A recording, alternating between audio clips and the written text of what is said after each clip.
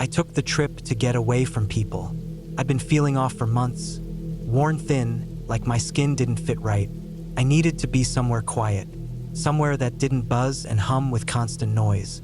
That's how I ended up at a Forest Service cabin in the Cascades. You could only reserve it by phone. No electricity, no plumbing, just a roof and a wood stove and for creaky walls. I brought everything I needed in my hatchback. Food, water jugs, my old tent, just in case I decided to sleep outside under the trees. I liked that. It made me feel more connected to the place.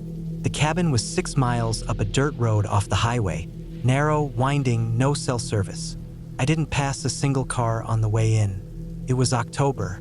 The leaves were turning. The air had that cool weight to it that always told me fall was here for good. The cabin sat in a clearing surrounded by thick pine and cedar. The forest went deep and steep behind it, untouched and quiet. There was a little woodshed, an outhouse 50 yards off the path, and an old steel fire ring blackened from decades of use. I arrived in the afternoon. The place was peaceful. I opened up the cabin, swept out some leaves and mouse droppings, and started a small fire in the stove to knock the chill off. I set up my tent about 20 yards from the cabin. Flat ground, soft layer of pine needles, a good view of the stars when they came out. I figured I'd sleep there that night. Something about being in a tent, even near a cabin, felt more real. That night was quiet at first. I lay on my back in the tent, listening to the fire crackle in the stove inside the cabin. I could still see a faint orange glow in the windows. My flashlight was off. The forest around me creaked and popped in the cold. I was dozing off when I heard it. A low, deep huffing sound, like a bear, came from the left, maybe 10 feet away. Then it moved, circling. I froze. My heart jumped into my throat.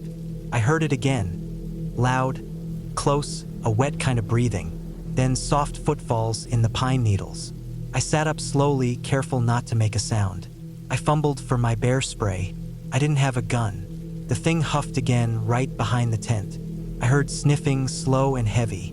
It moved slowly, deliberately, like it knew exactly where I was. The sound of it, breathing and stepping, lasted maybe 5 minutes. Then it drifted off. I waited a long time before I moved. My fingers were clenched around the bear spray until they hurt. At dawn, I got up and looked around. No bear tracks, no claw marks, nothing disturbed. But there were prints, big ones, barefoot, human, wide toes, long, deep strides. They circled my tent in a perfect loop. Not a single pine cone crushed, not a sound when it moved. My stomach turned. They weren't old. The dew was disturbed. The earth where it had stepped was still moist underneath. Someone had been walking barefoot in the woods, making bear sounds, and they'd circled me while I slept. I checked the rest of the clearing. Nothing else seemed off. No cars, no trash, no other signs of people. I pulled the memory card from my trail cam. I'd strapped it to a tree 20 feet from the tent, facing out into the woods. I didn't look at the footage right away. I tried to act like it hadn't happened. I told myself maybe it was some weird hunter or backpacker.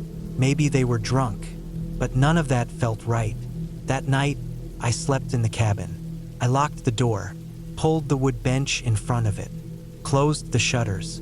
I kept my headlamp and bear spray right next to me. I didn't sleep much. At some point past midnight, I heard it again. The huffing, the breathing, but now it was tapping on the cabin walls. I held my breath.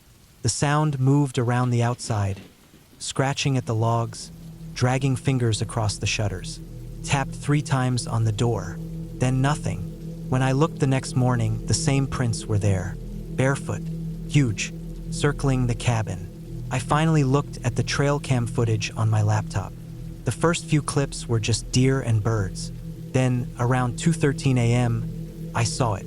Something moved low to the ground, just at the edge of the frame. Crawled, on all fours, but it was human, completely naked. Its limbs were long and pale. It stopped and turned its head toward the camera. The face was blurry in the motion, but the shape was human. It opened its mouth wide and let out a bear-like huff. My skin went cold. It crawled up to the tent, pressed its face against the side, stayed there for several minutes. Then it crawled slowly around, stopping now and then to sniff or tap the fabric. Then it disappeared into the trees. I packed up that afternoon. I didn't spend another night there. I drove straight to the ranger station, handed over the memory card, and explained what happened. The ranger didn't say much. He took the card, wrote down some notes, and told me he'd file a report. That was it. Weeks later, I got a call from the sheriff's office. They said they'd investigated. No one had been caught. No vehicles had been spotted near the cabin. No missing persons. No local reports of prowlers or strange behavior. They asked if I'd made it up. I told them no. They didn't call back. I haven't gone camping alone since. I still don't know who or what it was, but it was real. It was human, and it wanted me to think it was a bear. It wasn't trying to scare me. It was practicing. We had booked the cabin months in advance. A small wooden place about an hour from town, surrounded by pines and nothing else. The listing had said it was perfect for couples looking to escape, and that was exactly what we wanted. No distractions, no noise, no people.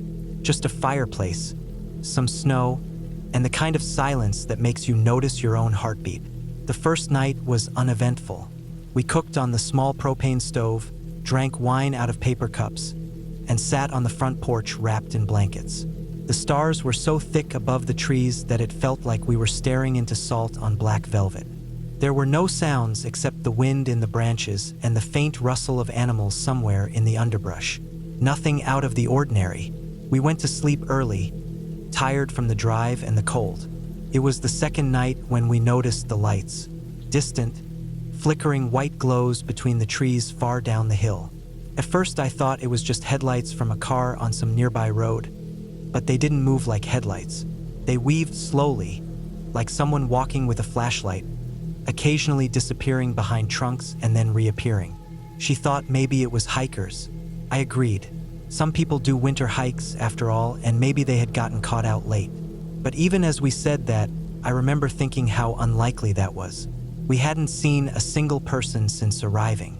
The road was icy, the trails covered in snow, and the temperature dropped to the teens at night. Still, we locked the door and went to bed. The third night, the lights were closer. Still in the trees, but higher up the slope now, about halfway between where we had seen them the night before and our cabin. It wasn't one light this time. It looked like 3 or 4. They weren't moving much either, just glowing between the trees like little stars on the ground. I stood on the porch and watched them for a long time. It was too far to make out shapes, but I had the heavy feeling of being watched, even though I couldn't see anyone. My stomach felt wrong. I kept telling myself it was just hikers, some group of people staying in another cabin. But I knew damn well there was no other cabin nearby. We had picked this place specifically because it was remote. When I went inside, I checked my phone. No signal. That wasn't new. There hadn't been signal since we got up there. But for some reason, it felt worse now. Like being cut off wasn't just inconvenient anymore, it was dangerous. That night, neither of us slept well. She kept asking me what I thought the lights were, and I kept lying. I told her I wasn't worried, but I was. More than worried, actually. My mind kept looping through worst-case scenarios. Escaped convicts, drug runners, backwoods squatters. The fourth night, we didn't see any lights at first. It had snowed during the day, maybe 2 inches, and everything outside was dead quiet. But sometime after midnight, I woke up and checked outside. The lights were back, closer now, just at the edge of the clearing in front of the cabin. No movement, just one steady light, like someone was standing perfectly still with a flashlight pointed toward the ground.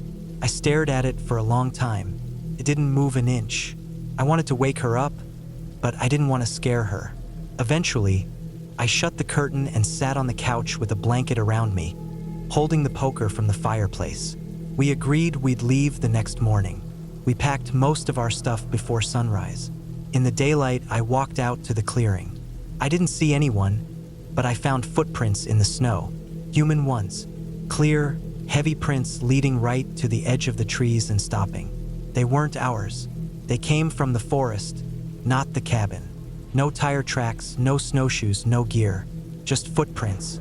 We tried our phones again. Both were dead. Not out of signal, completely dead. They had battery the night before, and we hadn't used them since. Wouldn't even turn on.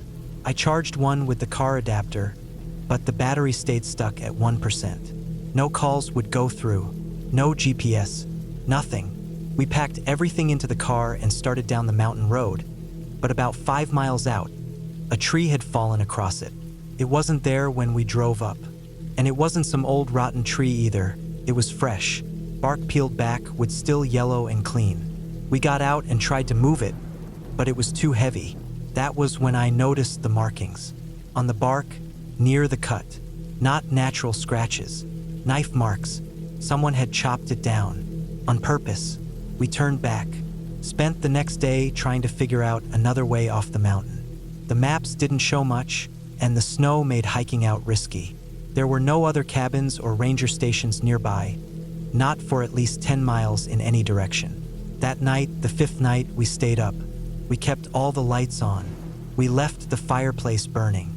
I had a hatchet in one hand, she had a frying pan. We were on edge, ready for anything. Just after midnight, we saw the lights again. This time, they were right at the tree line. 5 of them, all in a row. No flickering, no movement, just glowing. Then we saw the shapes behind them. Figures, human, not moving, just standing there with the lights in their hands, aimed toward the ground. Not coming closer, not saying anything, just watching. We didn't sleep at all. In the morning, we went out again. The footprints were all over the yard, circling the cabin. Some came right up to the porch. Some had stepped in the melted edges of our fire pit from earlier that day. Still barefoot, still human. We checked the car. Someone had slashed the rear tires. That afternoon, I grabbed the hatchet and followed the prints into the woods, trying to find where they had come from. I didn't go far. About half a mile out, I found something. An old trail cam, strapped to a tree, pointing toward our cabin. I opened the SD card slot. It was empty. That night, we boarded the windows and sat inside with all the lights off, waiting. They didn't come to the tree line this time. Instead, just before 2 a.m., we heard footsteps on the porch. Slow, deliberate, then nothing. No knock, no light, just the creaking of the boards. I didn't look. I didn't want to see anything. We waited until sunrise. When we finally opened the door, there was a gift sitting on the porch. A small pile of stones arranged in a spiral. In the center was a single Polaroid of us, sitting at the kitchen table from 2 nights earlier. We didn't take that photo. We didn't even know anyone had a camera. I grabbed everything we needed to survive and we started walking down the road, past the fallen tree. We hiked for 9 miles until we finally saw another vehicle. An old ranger truck headed uphill. He gave us a ride into town. We didn't explain. We didn't call the police. I don't think I'd know what to say. Later that week, we drove back with 2 friends and a police escort. The cabin was empty. No tracks, no stones, no Polaroids, just our slashed tires and a dead trail cam on the tree. We never found out who they were, why they watched us, what they wanted, but we never went back. We don't hike anymore. We don't camp. And every now and then, late at night, when the power's out or the house is too quiet, I swear I still see little lights out the window, just past the trees. I booked the cabin late at night after a few drinks, scrolling through some off-brand vacation rental site that I don't even remember the name of now. The place looked clean, basic, and quiet. That's all I wanted. A few nights alone to reset, no distractions. I was tired of city noise and work emails and just needed something still. The price was low, too low maybe, but I figured it was just an overlooked gem. The listing had no host photo, and the contact info was blank except for a chat box that always said, "Host will respond within 24 hours." I didn't think much of it. The booking went through without trouble, and I got a confirmation email with GPS coordinates and a keypad entry code. That should have been the first red flag. No address, just a pin in the middle of a heavily wooded area 3 hours out from anywhere I knew. The drive was uneventful until the last 20 minutes. That part of the mountain had been hit with heavy rains the past week, and the dirt road to the cabin was more like mud than gravel. Still, my 4x4 handled it. I pulled up to a plain single-story cabin that looked like it hadn't seen a coat of paint in years. No nearby houses, no lights through the trees. It was quiet in the way only deep woods can be, thick silence, like sound itself got lost between the trees. Inside, the cabin was basic but clean. One bedroom, a bathroom with running water but no shower, just a tub and a rust-stained sink. The kitchen had a small fridge, a 2-burner stove, and a few dusty mugs and plates. There was a fireplace, which I appreciated because the nights were already dipping below freezing. That first day was normal. I read. I cooked some pasta. I even enjoyed the silence. That night, though, things felt off. It started with noises outside. I figured it was animals, deer or maybe a raccoon, but these footsteps were heavy, slow, and didn't wander. They paced. I stayed quiet and let the fire die down. I told myself not to be paranoid. At 2 a.m., I woke up because the temperature in the room had dropped. Not just cold, ice cold. The kind of cold you feel in your teeth. I got up, checked the firewood, and saw that the back door was slightly open, just enough to creak in the wind. I was sure I had locked it. Still, I closed it, turned the bolt, and went back to bed. The next morning, I was ready to leave. Something just felt wrong. I packed up my stuff quickly, tossed it all into the back seat, and went for my keys. Gone. Not in my coat pocket, not in my bag. Not on the kitchen counter where I was sure I had left them. I searched every drawer, every crack between the floorboards under the bed. Nothing. I started to panic, but I tried to keep it together. I figured I'd walk down to where I had cell signal and call for help. That was the plan. But about a quarter mile down the road, I came to a washout. Water had chewed away the dirt path and left a 6-foot deep trench where the road used to be. There was no getting my truck through it. I wasn't getting out that way. When I got back to the cabin, there was a man standing on the porch. Tall, maybe mid-50s, wearing a long brown coat and jeans wet up to the knees. He looked like he'd been hiking for hours. I froze when I saw him. He just nodded at me like he'd been expecting me. Then he said, "Did you get the invitation too?" I asked what he meant. He didn't answer, just walked past me into the cabin and sat down at the little wooden table like he owned the place. I didn't know what to do, so I followed him in, half expecting a weapon, but he just stared out the window. Within the hour, another person showed up. This time a woman, maybe late 20s, hair in a messy braid, boots caked in mud. Same question. "Did you get the invitation too?" By the end of that day, 4 more people arrived. They didn't come together. Each walked up the same road, confused but calm, as if some part of them wasn't surprised. All of them asked the same question. None had cell service. None had keys. None knew who the host was. We sat inside that cabin that night, 6 of us, not talking much, just glancing out the windows, half expecting more people. Or something worse. That second night, things changed. We heard noises outside, branches cracking, distant voices that didn't seem to belong to anyone in the group. At one point, we heard footsteps on the roof. Not animals. Too heavy. No one could sleep. The next morning, we started hiking out together, hoping maybe we could find another road or someone with a satellite phone. 3 hours in, we came across a tree with a plastic sheet nailed to the bark. It was a printed map showing the area we were in, but it had been marked with red circles and lines. The cabin was at the center.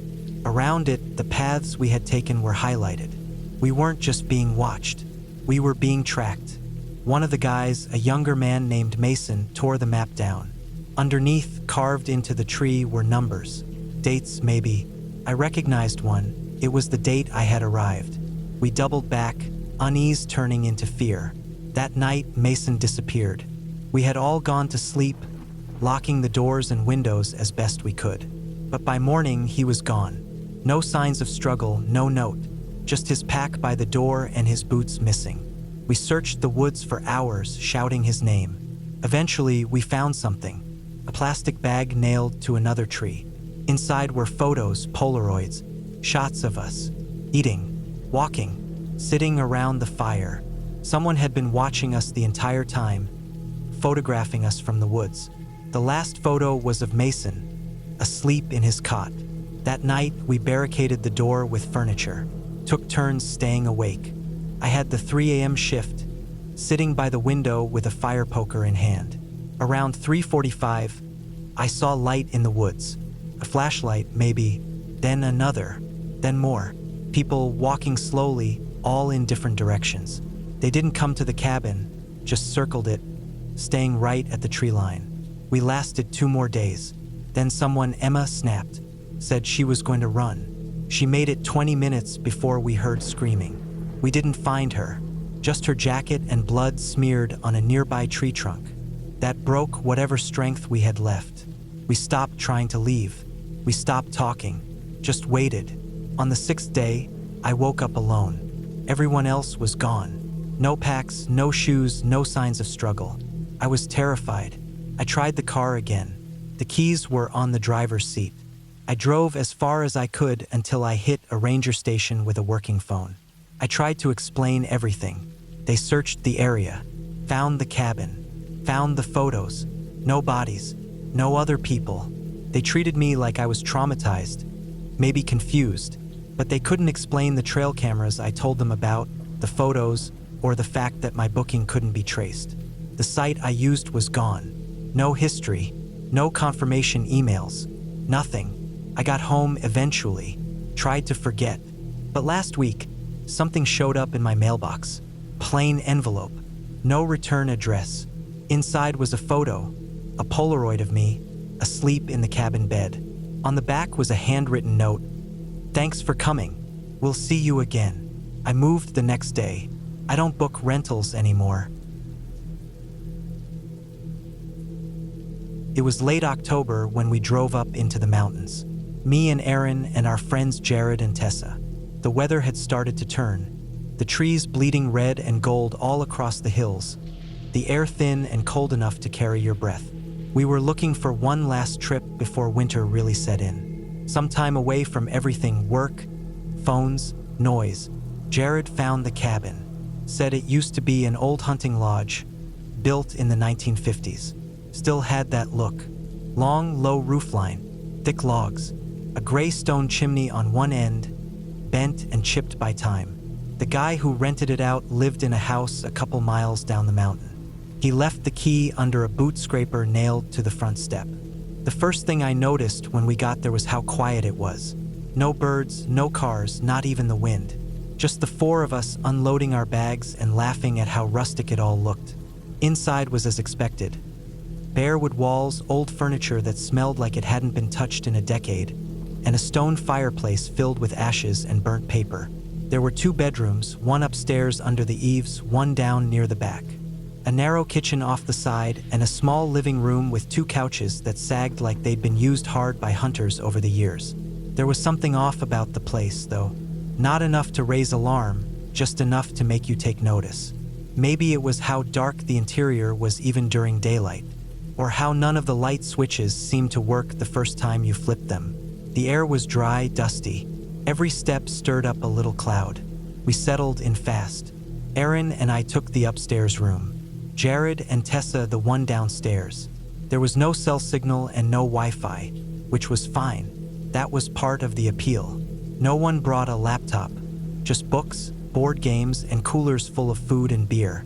We lit a fire the first night and cooked steaks over the flames, drank too much, laughed too loud. Then the noise started. First night, we were sitting around the fire, talking, and we all heard it, like something shifting in the wall near the kitchen. A scratch, a dull knock, then nothing. We paused, looked at each other, but nobody said anything for a few seconds. Jared finally laughed and said something about rats. It made sense. It was an old cabin in the middle of nowhere. Rodents weren't surprising. We even joked about it. Imagined them in little hunting gear with rifles. It was dumb, harmless fun. After a few more drinks, we went to bed. But then it happened again. Second night, this time louder, more than a scratch. A dragging sound, like something being pulled through insulation or over drywall. Then a series of rhythmic knocks. Not random, but steady, like someone tapping their fingers slowly, waiting for something. It came from the wall near the base of the stairs. We all heard it. Erin sat up beside me and looked at the wall like she expected something to come through it. Jared walked over and pressed his ear to the wood paneling. The sound stopped, then started again 5 minutes later, this time from the wall in the living room. It moved. That's when it clicked for me. Rodents didn't move like that. They scurried, they scratched. This wasn't that. This was deliberate, slow. It followed us, almost. The third night, I didn't sleep well. I stayed downstairs with a flashlight, sitting on the edge of the couch with a blanket around my shoulders. Erin came down after a while and sat beside me. We kept the fire going and tried to drown out the silence with the crackling wood. But around 2 a.m., the sound came back. It started near the kitchen again. Soft shuffling, like knees and elbows moving over old wood. Then it moved to the corner of the living room. I stood and turned toward the sound, flashlight held tight, and I swear I heard breathing. Not ours. Not like someone outside in the woods. Close, right there behind the wall. The others woke up from the noise. Jared walked the perimeter outside, in the cold and dark, thinking maybe someone was messing with us. But there were no footprints in the frost, no signs anyone had come near. It was too remote for that. We started pulling furniture away from the walls, looking for loose panels, cracks, anything. Nothing stood out. But one thing was clear. Something was inside the walls. The fourth day, we didn't talk much. Everyone was tired. We went on a hike to get out of the cabin, tried to enjoy the air, but the tension followed us. Jared said maybe we were just getting paranoid. Erin looked like she hadn't slept in days. Tessa was jumpy. Every squirrel made her flinch. That night, we blocked the bedroom doors with chairs. We locked every window and pulled the curtains tight. Still, the noise came. This time, it was right behind the headboard of the downstairs bedroom. Tessa screamed, and Jared ran out into the hallway, barefoot and holding a fire poker. He tore a painting off the wall and slammed his fist into the wood. Nothing gave, but I heard it movement, fast, right above him, like whoever or whatever was inside knew exactly how to stay ahead of us. We didn't know what to do. We had no phone service. The truck was parked a quarter-mile down the hill because the driveway was too steep and icy. The idea of walking back to the owner's place in the middle of the night seemed insane. And we weren't even sure what we'd say. That we heard sounds? The fifth day, we started inspecting every inch of the cabin. I crawled under the porch into the crawl space. It was filled with old tools, rusted cans, even a few strips of animal hide nailed to the support beams. But nothing strange. No entrances, no broken vents. Jared found something, though. Behind the tall bookcase near the living room fireplace was a panel with small holes, like ventilation or sound dampening. He pulled the panel off, and behind it was a narrow crawl tunnel. Not a vent, not pipes. Tunnel. It ran between the walls. Not very wide. You couldn't walk through it, but someone could definitely crawl. It extended along the length of the cabin. And it wasn't dusty. The wood was scuffed, worn smooth in places. Recently used. I felt sick. That night, none of us wanted to sleep. We sat by the fire, every light on, backs to each other. Nobody drank. Nobody laughed. Then we heard it again. Loud this time, not scratching, thudding, heavy, and close. I turned toward the sound, and the wall near the hallway flexed, just slightly, like pressure from inside, like someone was pushing, testing the seam. Erin grabbed my arm, nails digging into my skin. Jared ran into the kitchen and came back with a hatchet. We didn't wait. We tore into the wall. Would split easily. There was empty space inside, too wide for insulation. A narrow path, about 3 feet wide, ran behind the walls. We shined our lights in and saw something that stopped us cold. A blanket, a spoon, a set of stained clothes, a plastic water bottle, and a pile of wrappers, protein bars, old chip bags, bits of jerky. Someone had been living inside the walls. Not years ago. Now, I crawled in slowly. The tunnel ran to the end of the cabin and turned sharply near the stairs. I kept going. The air smelled sour, like unwashed skin and rot. When I reached the turn, I saw more signs. Scratches on the wood, drag marks, a rusted hunting knife, a child's drawing on old paper, a stick figure smiling under a sun. That's when I heard the breathing. Right behind me, I turned fast, heart hammering, and caught just a glimpse of movement. Something ducking away, back toward the kitchen end of the crawl space. I scrambled out fast, my chest scraping against the wood. Aaron grabbed my arms and yanked me out. We blocked the opening, pushed the bookcase back. We didn't talk. We packed our things, grabbed only what we could carry, and left. Walked the quarter-mile to the truck in silence. Left the rest of our stuff behind. When we got to the nearest town, we called the police. They found him 2 days later, a man in his 60s. He'd been living in the walls for years. The owner of the cabin hadn't known. Or maybe he had, he wouldn't answer questions. The man had been a squatter. Probably came up from one of the old logging towns after they shut down. Lived in the woods. Found the cabin one winter and never left. He knew the walls. Knew how to move without making noise. Knew how to watch through the vents. He had a pile of things in his hiding spot, photos, food, notebooks filled with names and dates. Notes about us, about what we wore, what we said, what we did at night. He'd been watching. The scariest part was how long he might have been doing it. How many other guests came and left never knowing. How close we were to him every single night. The cabin was taken off the rental site a week later. The owner said he was selling it. Maybe that was true. We don't talk about the trip anymore. None of us slept right for weeks afterward. Sometimes I wake up and think I hear movement in the walls, just soft enough to doubt myself. But I know what I heard up there, and what I saw, and I know one thing for sure, he was in there the whole time, watching, waiting, close enough. It was a late evening when I set out, one of those nights where the air is just cool enough to make you want to zip up your jacket, but not cold enough to warrant a full sweater. I had rented a small boat for a solo trip out into a quiet bay near a coastal town. The boat was small enough to feel personal and intimate, but big enough that it gave me some space to stretch out and relax. I had no particular destination in mind, no set route, just me, the water, and the night.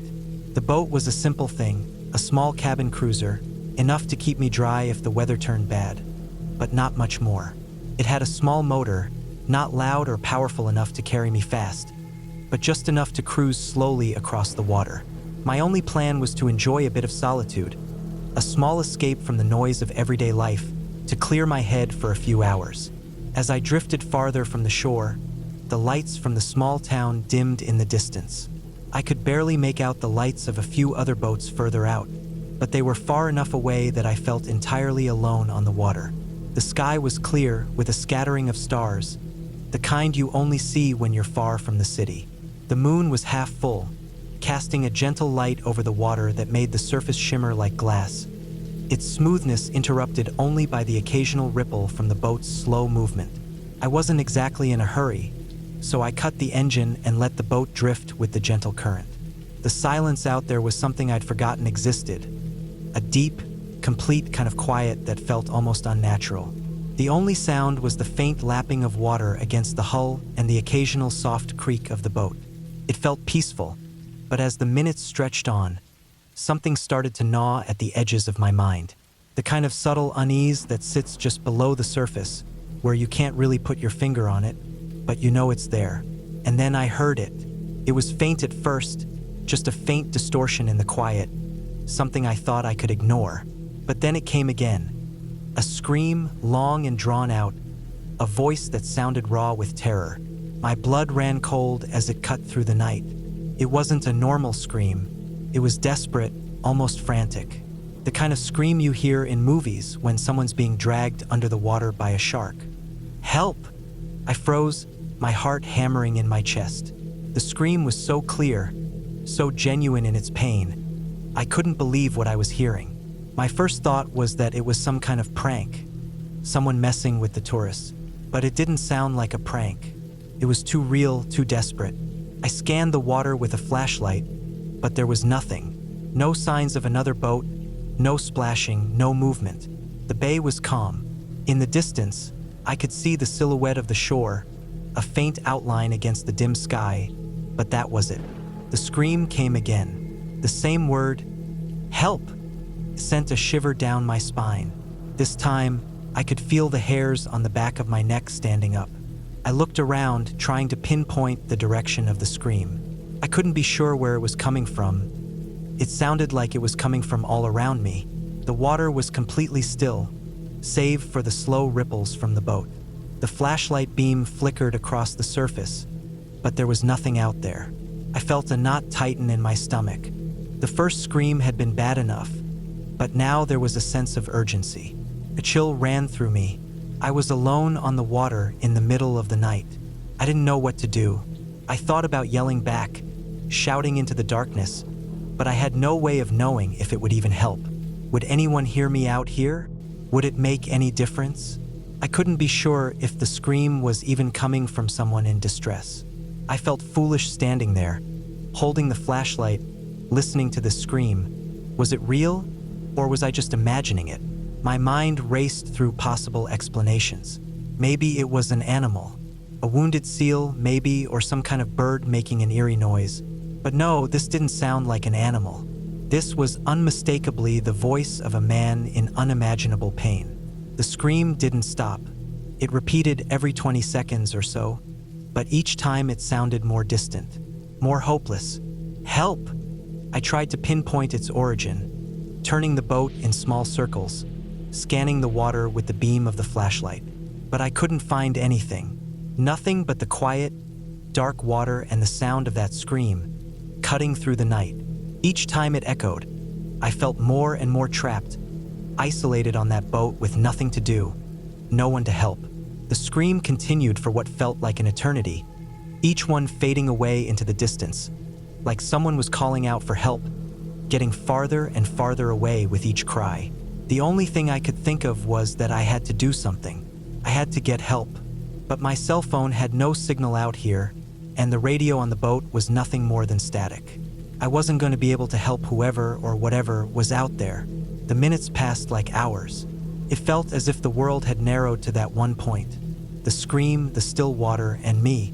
I kept turning the flashlight beam back and forth, searching for any sign of another boat, a person, anything. But there was nothing, just the vast, empty sea stretching out around me, and that scream. And then, just like that, it stopped. The silence that followed was so thick it felt suffocating. I could still hear the blood pounding in my ears, and the sound of my breath was loud in the quiet. I sat there, frozen, not sure if I should move, not sure if I should call out. But there was nothing left to hear.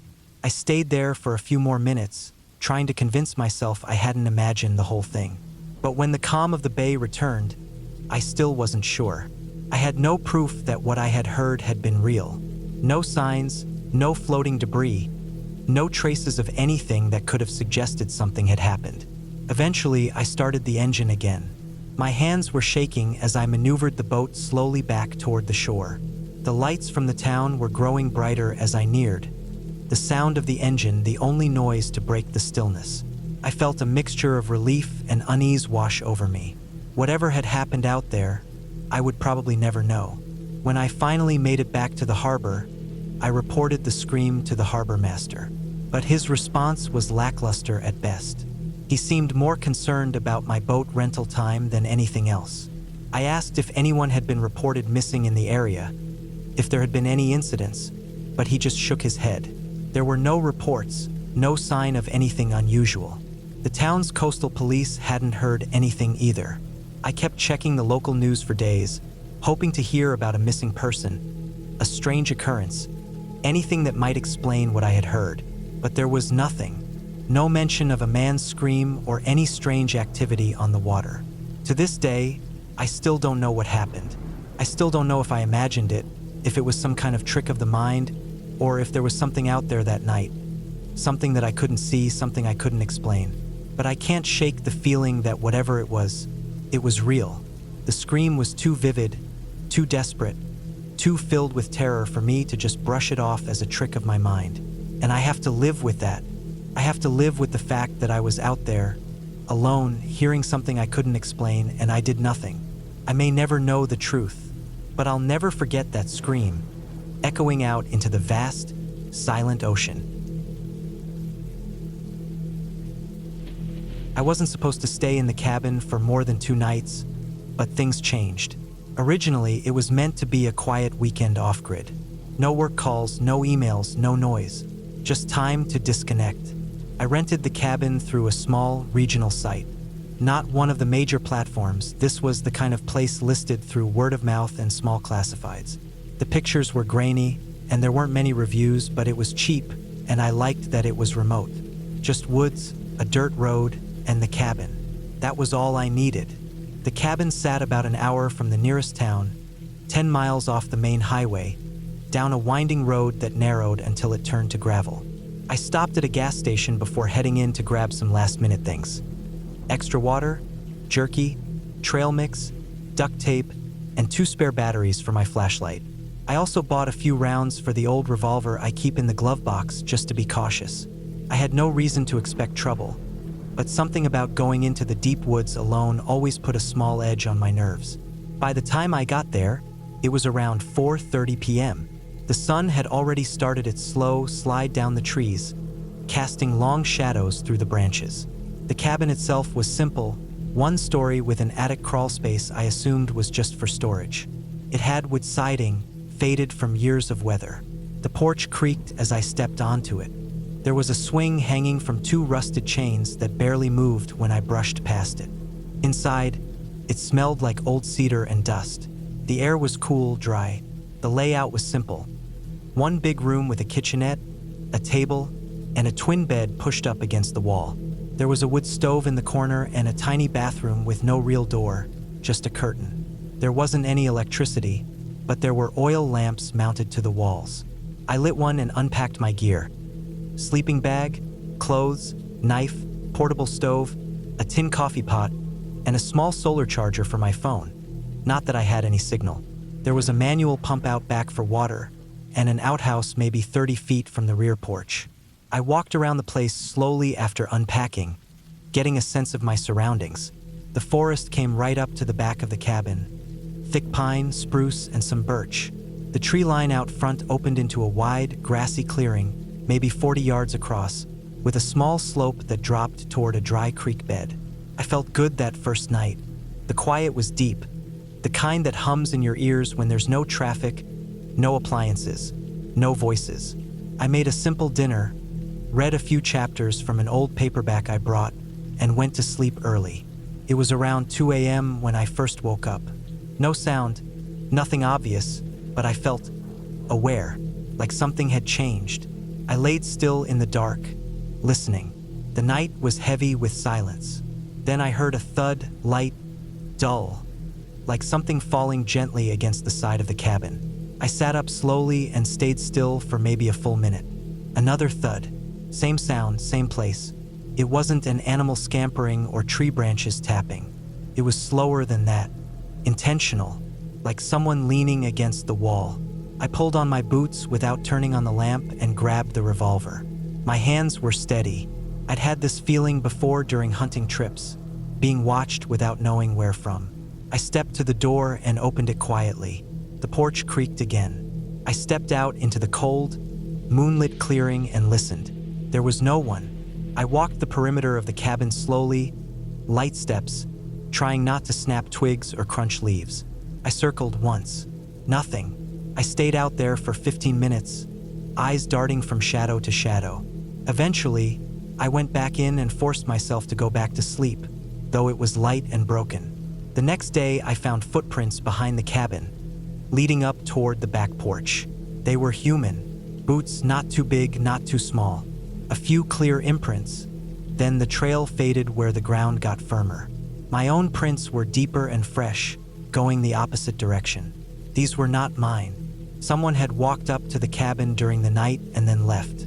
No attempt to break in, no sign of forced entry, just those soft knocks on the wall and the footprints. I should have packed up and left then, but I didn't. Maybe it was pride, maybe just denial. I didn't want to believe someone would just walk up to a remote cabin and mess with a stranger. I spent most of the day inside with the revolver nearby, reading, keeping one ear open at all times. That night, I didn't sleep. I sat in the old wooden chair near the stove, lamp low, revolver in my lap. Around 1:40 a.m., I heard footsteps in the leaves. Slow, deliberate, coming from behind the cabin. Then silence. Then the knock again, same dull pressure against the wall. I didn't move. I listened, breathing shallow, every muscle tense. Whoever it was didn't try the door. They didn't knock on it. Just stood there. Then nothing. I didn't sleep at all after that. I sat there until morning light began leaking in through the windows. At sunrise, I searched again. This time, I found something different. On the edge of the clearing near the dry creek bed, I saw the outline of a small camp. A flat area where the grass had been pressed down. A few old footprints. A small circle of stones, cold ashes in the center. Someone had been camping there recently. Maybe still was.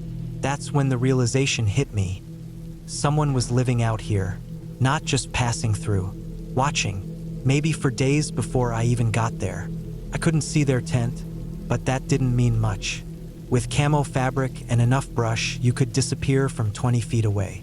I decided I would leave the next morning. I didn't want to risk driving in the dark, not with the road conditions and the thought of someone possibly following. I spent that whole last day with every window covered, door locked, revolver close. I didn't eat. I didn't even use the outhouse after dark. Just waited. That last night, I stayed awake in the same chair. Around midnight, I heard it again. Footsteps. Then 2 knocks on the wall closer together. Then silence. I didn't move. I sat there, holding my breath. I knew they were standing just feet away on the other side of the wall. Then came something new. A sound near the attic hatch in the ceiling. A soft creak. My eyes snapped upward. The attic was just a crawl space with a panel you could push open. I hadn't even thought about it. There was no ladder or access point, but now I saw it. A small, almost imperceptible shift in the panel cover. Like pressure, just a hair of movement. I aimed the revolver straight up and didn't move for 10 minutes. Eventually, the movement stopped. To first light, I packed everything as fast as I could. Threw my bag in the truck, checked the tires, and drove out. I didn't stop. Not for coffee, not for gas. I just kept going until I hit a main road with traffic. A week later, I called the number from the cabin listing and left a message. I told the owner about the footprints, the knocks, the movement. They never called me back. 3 months later, I saw a news article online. It was buried under regional headlines. Authorities had arrested a man in connection with a string of break-ins in the northern part of the state. He'd been living off-grid for years, in and out of old cabins, sometimes squatting in attics and basements while people stayed in them. No one knew how many places he'd been. They found him in the woods, not far from where I'd stayed. When they raided his camp, they found clothes, tools, some stolen food, and a pair of binoculars.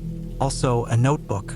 In it were short entries, dates, times, notes about cabins, who was staying, what they were doing when they went to sleep. I never learned for sure if my name or that cabin was in the notebook. But I don't need to. I know someone was there. I know they watched me. I know they walked to that wall and listened. And I know I left just in time.